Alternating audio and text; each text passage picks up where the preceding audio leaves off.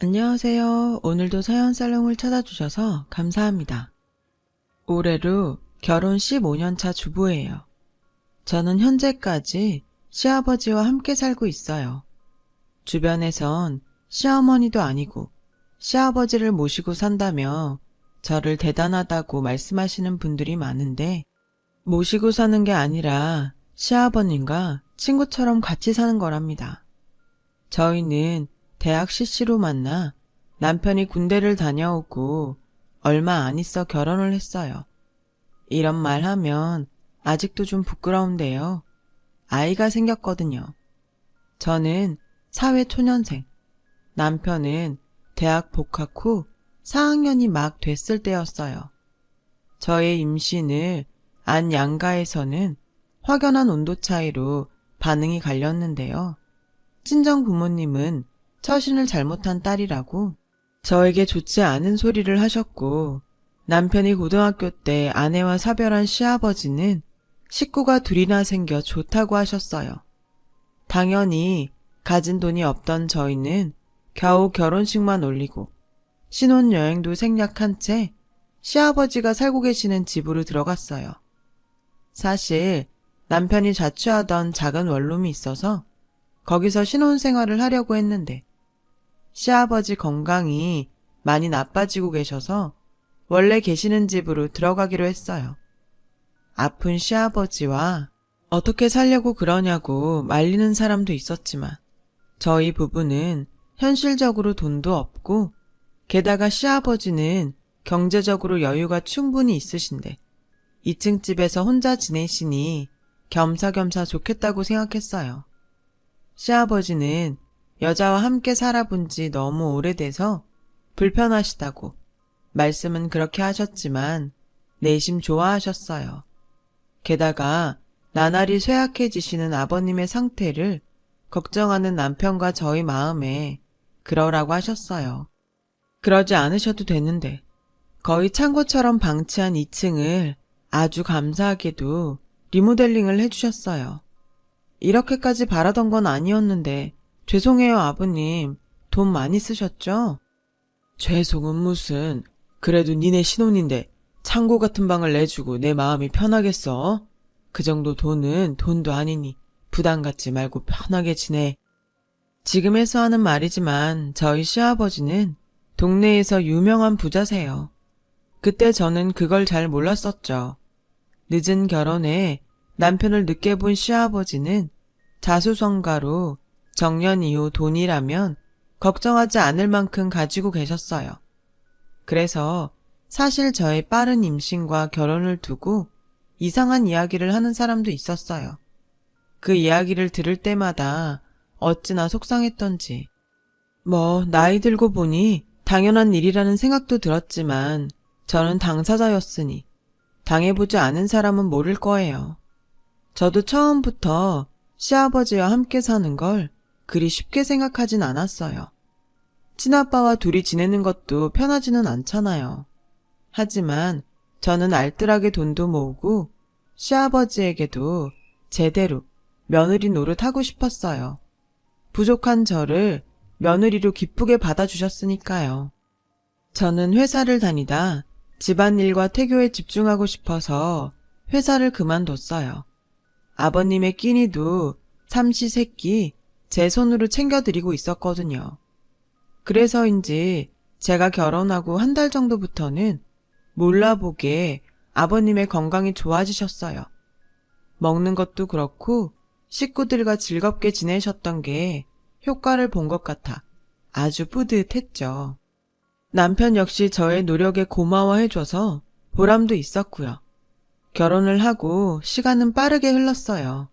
제 뱃속의 아이도 무럭무럭 자랐어요. 그렇게 만삭이 되었어요. 몸이 많이 무거워지니 마음과 다르게 예전처럼 집안일을 할 수 없게 되었고, 시아버지는 저에게 연신 괜찮다며 쉬라고 하셨어요. 하지만 어떻게 며느리가 그럴 수 있겠어요. 집안일을 조금씩 했는데 시아버지는 그걸 또 보는 게 신경이 쓰였던 모양이었어요.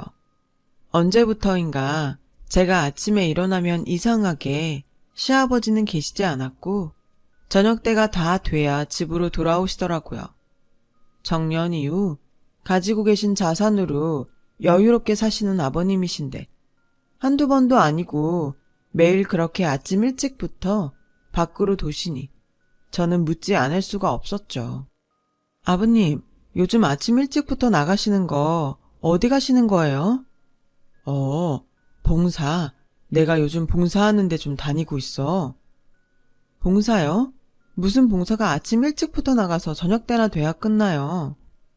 요즘 일이 많다고 해서 그만큼 살기가 어렵다는 거겠지. 도울 수 있을 때 도우면 좋잖아. 전 또 저 불편해서 나가시는 줄 알고. 에이, 무슨. 그럴 거였으면 애당초 너희 2층 주지도 않았지. 아버지, 다 좋은데 세상엔 좋은 일 하는 나쁜 사람도 많아요. 항상 조심하세요. 별 걱정을 다 해. 내가 너보다 산 세월이 얼만데 그런 생각은 할 필요도 없다. 아버님이 봉사하러 다니신다는 말을 듣고 내심 마음이 놓였어요.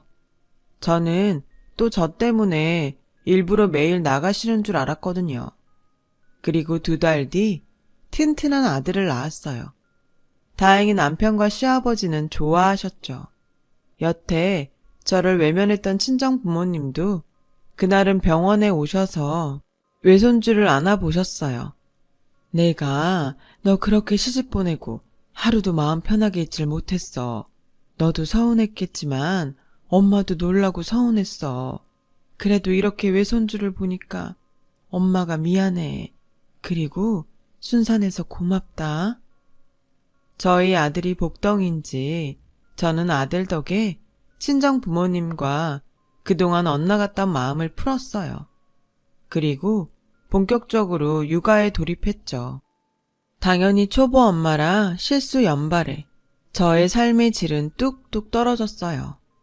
그때도 시아버지의 봉사활동은 계속돼서 저 혼자 1, 2층을 오르내리며 육아를 하는데 정말 지치더라고요. 정말 내 자식이니까 참고 이 고생을 하지. 남의 자식이면 이렇게까지 할 수 있을까? 하는 생각이 절로 들었어요. 그 순간 남을 위해 종일 봉사하는 아버님은 진짜 대단한 사람이라는 생각이 들었는데 그런 아버님에게 저는 뒤통수를 아주 세게 맞는 일이 벌어졌어요. 그때는 저희 아이가 100일이 지났을 무렵이었어요.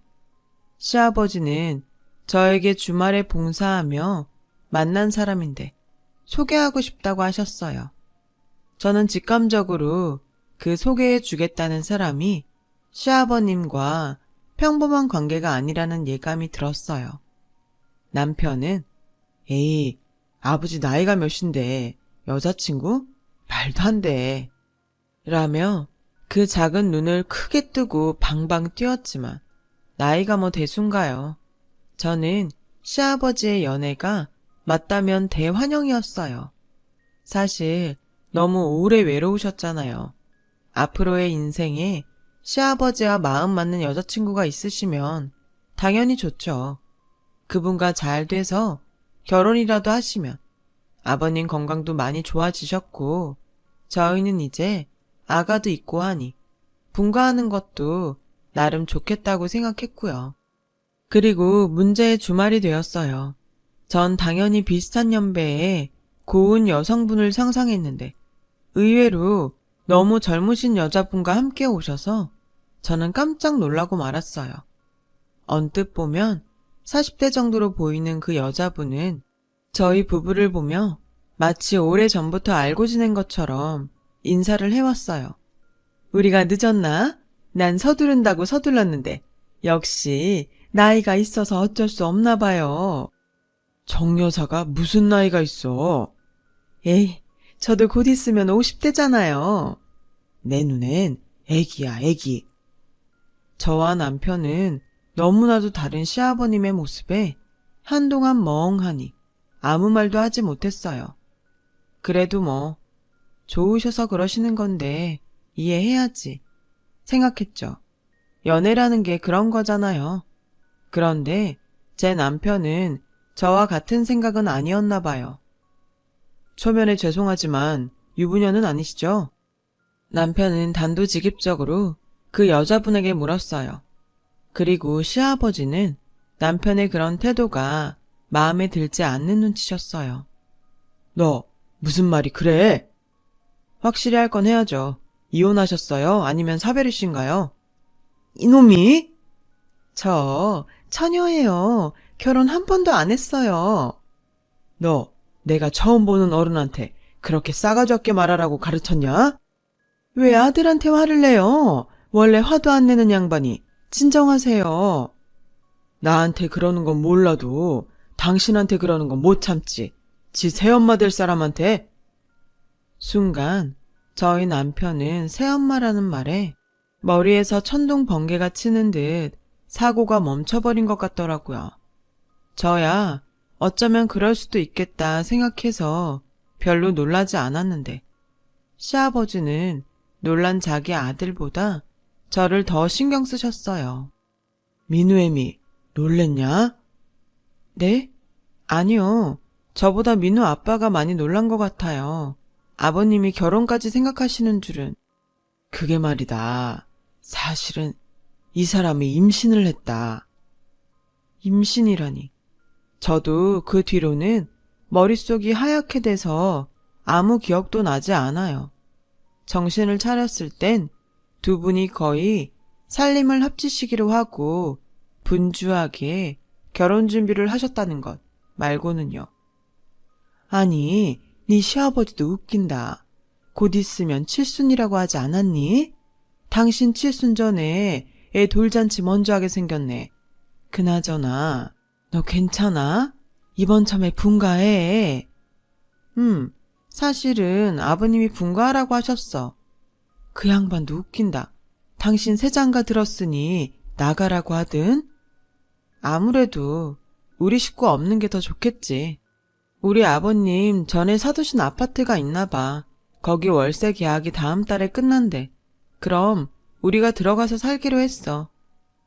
그나저나 그 새 시어머니 애 낳으면 그 산후조리 어쩌냐?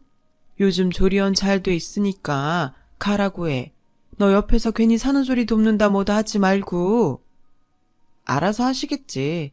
설마 나한테 산후조리 해달랄까 봐. 저는 친정엄마의 말에 절대 그럴 일이 없다고 웃으며 말했어요. 상황이 좀 꼬이긴 했지만 아버님의 도움으로 분가하게 되었으니 잘 됐다면 잘 된 일이었죠. 나간다고? 여보, 나는 괜찮은데 애들 내보내시게요? 얘네들도 이제 분가해야지. 언제까지 부모가 끼고 있나. 당신도 그래야 더 편하지 않겠어? 난 이렇게 살아도 좋은데 괜히 나 때문에 분가시키는 것 같아서. 당신은 물색 없이 착하기만 해서 큰일이야. 애들도 좋지. 내가 아파트도 해주는데 안 그러냐? 아파트를 해줘요? 내가 갖고 있는 아파트가 있어. 거기 가서 살라고 했지. 명의는요? 예비 새 시어머니의 입에서 명의라는 말이 나오는데 순간 싸했어요. 그리고 자기도 뭔가 이상하다고 생각했는지 어색하게 웃으며 이왕 살라고 한 거 명의도 해주라고요. 라고 하는데 여자의 촉이라고 하죠. 절대 그걸 바라고 하는 말은 아닌 것 같았어요. 하지만 시어머니의 그 말이 있어 아버님은 저희 이사 시기에 맞춰 아파트 명의를 저희 남편 앞으로 바꿔주셨어요. 어찌되었든 시어머니의 그 말 덕에 저희 부부에겐 아파트가 생긴 셈이었어요.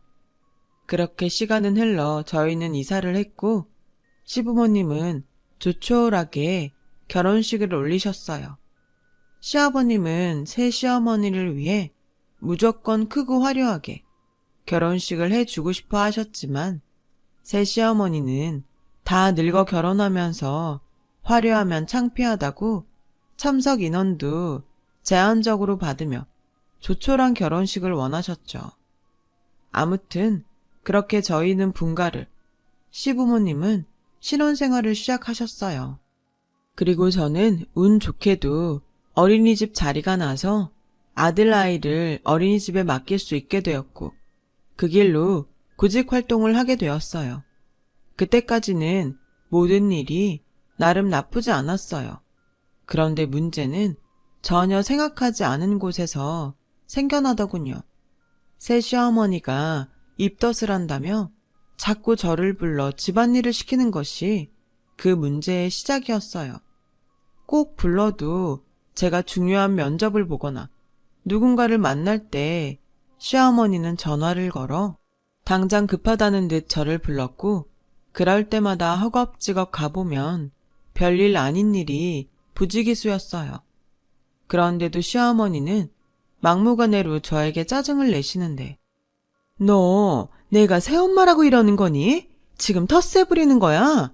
넌 내가 이렇게 힘든데 취직하는 게 대수니? 그 집도 네 시아버지가 해줬는데 나한테 잘해야 되지 않겠어? 이쯤 되면 전에 알던 시어머니가 맞나? 의심이 들 정도로 시어머니는 자주 저에게 히스테리를 부렸는데 그 내용이 정말 하나도 납득이 되지 않았어요. 그런데 더 소름 끼치는 건 이러다가도 금방 자기가 언제 그랬냐는 듯 가식을 떨며 이렇게 말한다는 거였어요. 임신을 하니까 호르몬 때문인지 감정 기복이 너무 커서 큰일이다. 아까 그 일은 잊어라. 그리고 네 시아버지나 네 남편한테도 말하지 말고 괜히 창피하잖니. 호르몬 때문? 감정 기복? 누군 임신 안 해봤나요? 전 기가 찼어요. 자기가 창피한 줄은 알아서 비밀로 해달라고 하는 것까지 정말 못 봐주겠더라고요. 거기까지는 저도 없던 시어머니가 생겨서 괜히 예민하게 받아들이는 게 아닐까 하는 생각도 종종 했고 시어머니를 이해하려고 노력도 했어요. 그런데 자기 바람대로 제가 비밀 보장을 해주니까 마음이 놓였는지 예, 나 배가 나와서 그러니까 네가 와서 머리 좀 감겨주렴. 예, 나 배 때문에 힘들어서 발톱 좀 깎아줄래?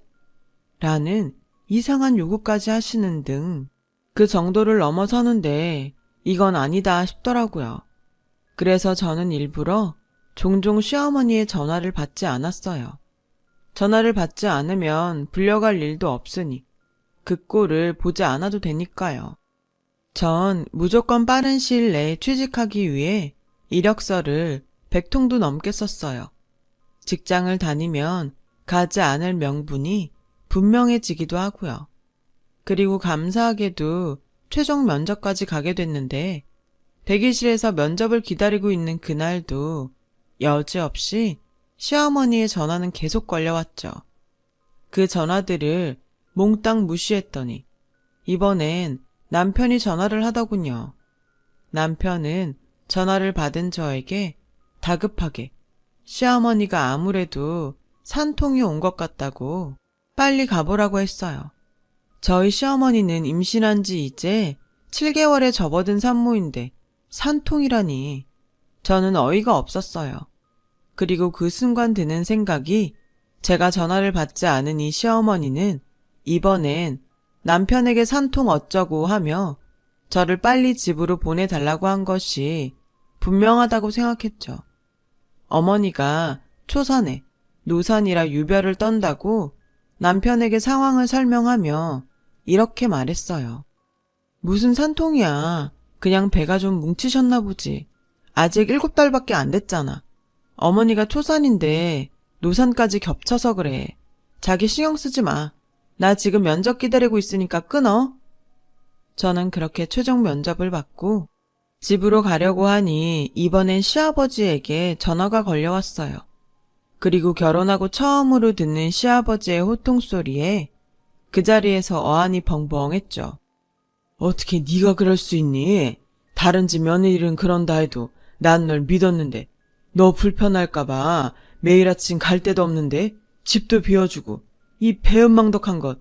우리 애랑 집사람 잘못되면 다 네 탓인 줄 알아라 이 못된 것. 시아버지의 그런 전화까지 받고 나니 저는 덜컥 겁이 나기 시작했어요. 이유가 어쨌든 시어머니에게 일이 생긴 것 같은 예감이 들었거든요. 그리고 아무리 양치기 같은 시어머니여도 그걸 믿지 않고 외면한 꼴이 되어버렸으니 저는 어찌해야 할까 발을 동동거리다 남편에게 전화를 걸었어요. 지금 산부인과 병원이야. 어머니 지금 아버지랑 분만실에 계셔. 오늘 애기 나올 것 같대. 자기가 별거 아닌 것처럼 말해서 방심했다가 이게 뭐냐. 남편은 저에게 원망의 화살을 돌렸어요.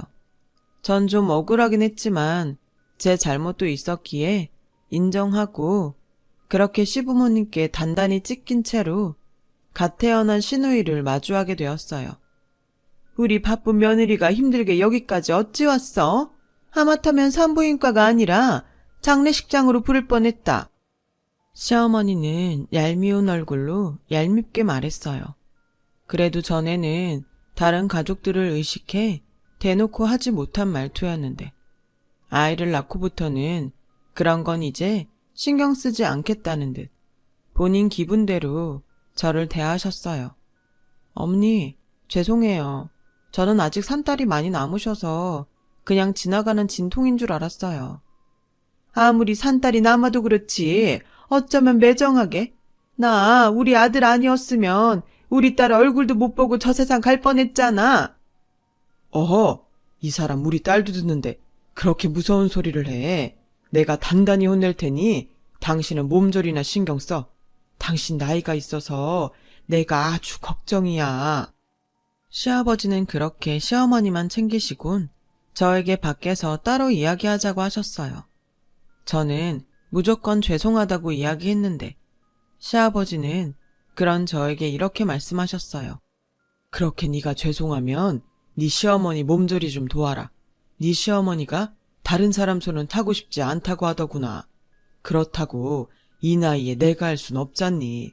게다가 넌 민우 나온 지 얼마 되지 않았으니 아무래도 애는 우리 집에서 네가 제일 잘 볼 게 아니냐.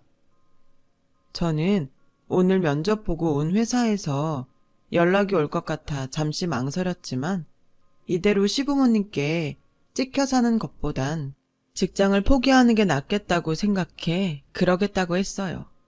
전에 친정 엄마에겐 절대 그럴 일 없다고 했는데 졸지에 시어머니 산후조리를 해주게 되었어요. 하지만 곧 그런 저의 선택은 후회 막심한 결과로 그야말로 지옥이 시작됐어요.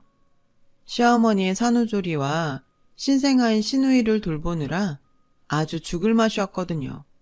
미역국도 끓이고 경험을 살려 시누이도 돌봤는데 뭐가 불만인지 시어머니는 자꾸만 괜한 트집을 잡으며 저를 구박하셨어요. 이거 너무 짜지 않니?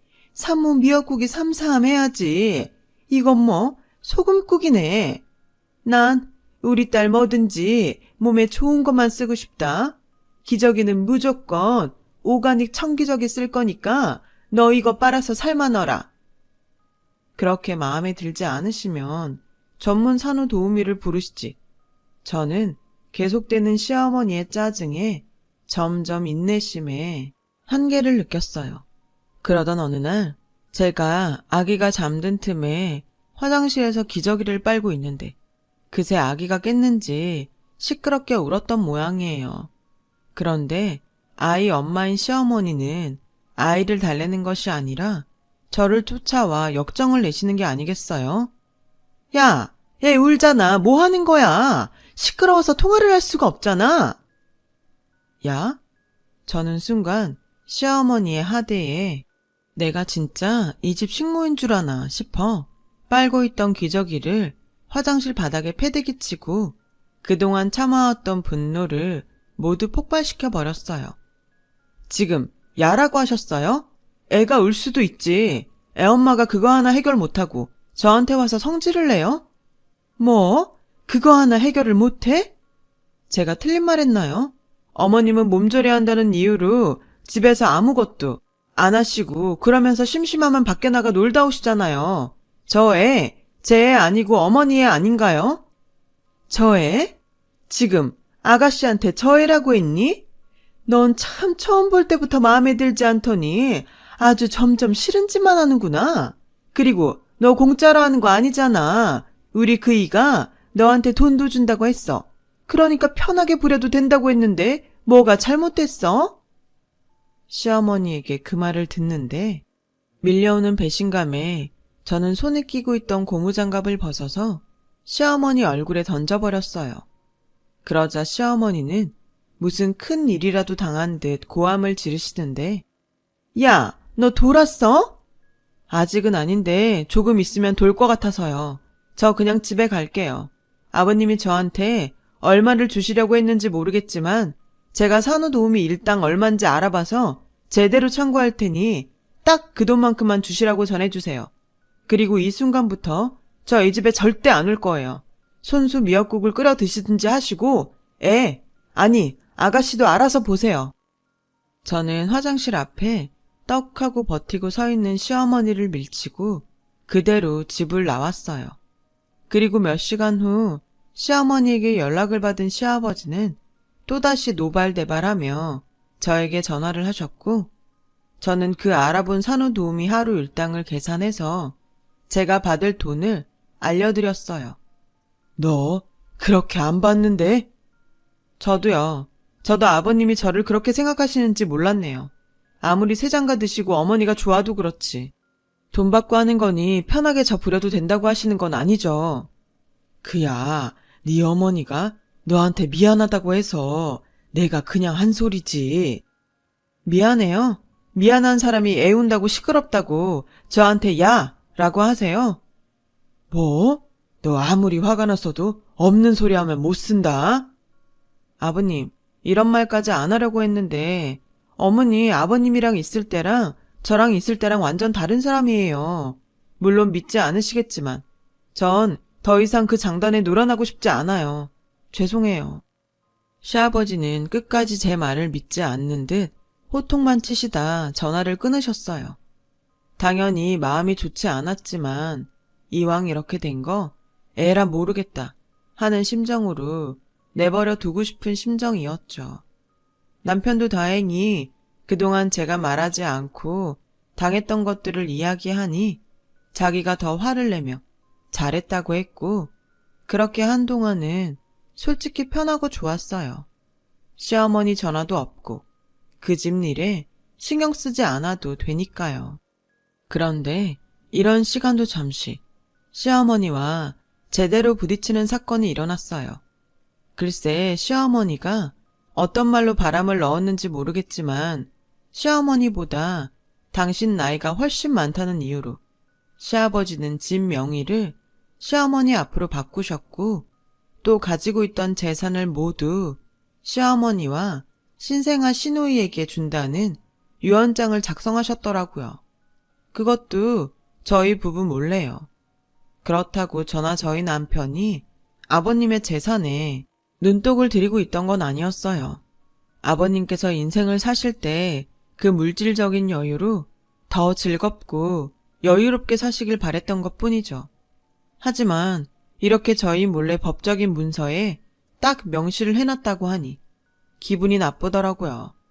그 사실은 우연히 친구 변호사를 만나러 친정 아버지가 해당 로펌에 갔다가 우연히 저희 시아버지를 보게 되면서 제 귀에 들어왔어요.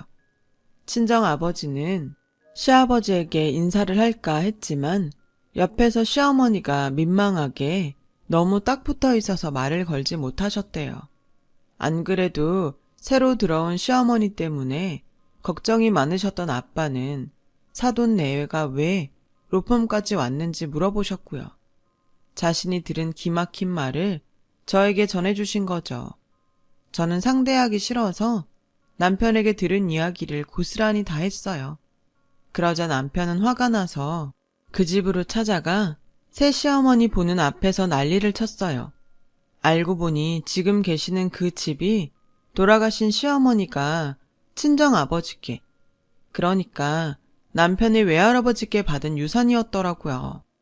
난 우리 엄마 유산이 저 여자한테 가는 꼴은 못 봐요. 당장 원래대로 해놓으세요. 그냥 이름만 바꿔 놓은 거야. 그리고 네 엄마가 나중에 너한테 명의 준다고 했어. 넌 내가 미리 아파트도 줬잖아. 아버지, 정말 뭐에 홀린 거예요? 그 말을 믿어요? 막말로 아버지 돌아가시면 저 여자랑 제가 무슨 사이인데요. 주실 거면 지금 당장 주세요. 저기 아들, 그렇게 열내지 말고 그냥 아버지는 당신 없을 때 아들내외 잘 챙겨주라는 의미로 나한테 주신 거야. 그냥 이름만 바꾼 거라고. 잘 챙겨줘요. 저 와이프한테 다 들었어요. 아버지야 지금 당신 말을 다 믿는 모양인데 저도 제 와이프 말만 믿어요. 모르는 사람 부리듯 부렸다고요. 오가닉 어쩌고 하실 거면 당신 손으로 똥기저귀를 빨아야지. 왜 남의 와이프 손을 빌려요? 고마운 줄도 모르고. 뭐? 여보, 그거 봐요. 내 말이 맞잖아. 얘네들 나 싫어해. 내가? 설마 했는데? 우리 부모 자식한 영 끊자. 난 너 같은 아들 필요 없다. 네, 알겠어요. 알겠으니까 이 집 명의는 저 주세요. 저희 엄마 거였으니까. 알았다. 내일 당장이라도 그놈의 명의 바꿔주마. 여보, 이걸 왜 줘요? 시아버지가 명의를 남편에게 준다는 말에 시어머니는 놀란 토끼 눈을 하고 표정이 싹 바뀌었어요. 앞만 봐도 자기 계산과 다르게 흘러가니 당황한 얼굴이 분명했죠. 남편은 그날 이후 아주 집요하게 그 집 명의에 집착했어요. 하지만 한번 손에 쥔 재산을 그 여자가 내놓을 일은 만무했고 그 뒤부터는 저희 남편과 시어머니의 대립구조로 상황은 더 나빠졌어요. 양아치도 아니고 왜 남의 걸 뺏어? 남의 거? 제가 할 소린데요. 당신이 뭔데 그 집 명의를 가져? 나? 네 엄마다. 이제 갓 태어난 동생이 불쌍하지도 않아. 막말로 네 아버지 죽으면 네가 우리 모녀 책임질 거야? 돈 앞에서는 연극이고 가식이고 없는 시어머니란 사람의 모습에 시아버지는 적지 않게 놀라는 눈치셨어요. 그래도 화가 나서 홧김에 저러는 거겠지 하는 생각에 당신의 아내를 달래보려 하셨는데 고작 그런 걸로 달래질 여자인가요? 오히려 시어머니는 시아버지를 더욱 달달 볶으셨어요. 당신이 어떻게 좀 해봐요. 아버지가 아들 하나 못 잡아요. 아버님은 그날 이후 다행히 콩깍지가 벗겨진 듯 했어요. 그리고 한동안 좀 혼란스러워 이리저리 방황하셨는데 아무리 생각해봐도 저 새 시어머니라는 사람이 수상한 거예요. 보다 못한 저는 시아버지가 시어머니를 만났다는 봉사활동 협회를 찾아갔어요. 그리고 그곳에서 믿을 수 없는 사실을 듣게 되었어요. 요즘 정여사가 보이지 않던데 결국 그 애 낳았나 몰라? 그때 남편 될 사람이 알고 보니까 빚만 잔뜩 있는 빚 좋은 개살구라고 하지 않았어? 그런 줄도 모르고 그 남자 잡겠다고 임신까지 했다가 다 늙어서 미혼 못되게 생겼다고 맨날 궁상 떨었었잖아. 순간 저는 두 분이 결혼할 때 왜 그렇게 시어머니가 참석 인원도 제한하는 조촐한 결혼식을 원하셨는지 알 것 같았어요. 그리고 그분들에게 자세히 알아보니 시어머니는 이미 다른 남자 아이를 임신하고 만만한 저희 아버지에게 접근했던 거였고 아마 모르긴 몰라도 시아버지가 돌아가시면 완전 범죄가 가능하다는 얄팍한 생각을 했던 것 같아요. 저는 곧장 시아버지에게 이 사실을 얘기할까 생각했어요. 그런데 생각해보니 이런 큰 일은 한꺼번에 터뜨리는 게 맞는 것 같아서 다시는 가고 싶지 않은 그 여자가 있는 시댁으로 가서 얼굴에 철판을 깔고 연기를 했어요. 네가 여긴 웬일이냐? 그래도 어른이신데 제가 잘못한 것 같아서요. 그래도 그 사이 정이 들었는지 시누이도 보고 싶고요. 자연스럽게 아이를 안았어요. 그리고 내려놓으며 베개 위에 아이의 머리카락을 손에 넣고 화장실에 가겠다고 일어나서 시아버지의 칫솔을 챙겼어요. 그리고 영혼 없는 몇 마디를 나누고 집으로 왔어요. 저는 다음날 곧장 난생 처음 유전자 분석하는 곳을 찾아 친자 확인을 의뢰했고 그 결과 당연히 친자가 아니었어요. 이 사실을 안 시아버지는 충격에 쓰러지셨죠. 저희 부부는 사생 결단을 내기 위해 그 집으로 쳐들어갔는데 제가 유전자 감식 결과 서류를 면전에 던지자 그걸 본 여자는 놀래서 신발 신는 것도 깜빡하고 주랭랑을 치지 뭐예요. 그래도 다행히 자기 자식은 데리고 맨발로 도망을 치는데 그 모습이 정말 가관도 아니었어요. 그 후 저와 남편은 모든 사실이 명명백백했기에 친정아버지의 친구 로펌에서 결혼 사기로 인한 혼인무효 소송을 진행했어요. 당연히 소송은 승소했죠. 그렇게 욕심부리던 집 명의는 다시 원래대로 시아버님 앞으로 돌아왔어요. 그리고 그 여자 앞으로 정신적인 피해 보상에 따른 위자료까지 청구됐는데 당연히 빈털터리인 여자가 내놓을 돈은 없었어요. 대신 결혼 사기라는 꼬리표가 달려 평생 위자료를 해결하지 못하면 자기 앞으로 어떤 재산도 만들지 못하는 신세가 되었어요. 걱정했던 시아버지는 병원에서 퇴원 후 저와 남편에게 미안하다고 여러 번 사과하셨고 저희가 괜찮다고 했는데도 그 집을 기어코 남편 앞으로 해주셨어요. 그리고 다시 혼자가 되신 아버님은 말씀은 괜찮다고 했지만 어딘가 모르게 많이 쓸쓸해 보이더라고요. 저희는 다시 시아버지 집으로 들어왔어요. 그냥 너희끼리 편하게 살지 뭐하러 다시 들어와? 저희는 원래 아버님 집에서 시작했잖아요. 저 아버님 정말 사랑해주는 사람 만나실 때까지 여기서 꼼짝도 안 하고 아버님이랑 같이 살 거예요. 그리고 괜히 저 불편하다고 아침에 나가지 마시고 예전처럼 편하게 사세요. 저도 이제 취업할 거니까 아버님께서 저도 좀 도와주시고요. 저희는 그렇게 다시 완전체가 되었어요.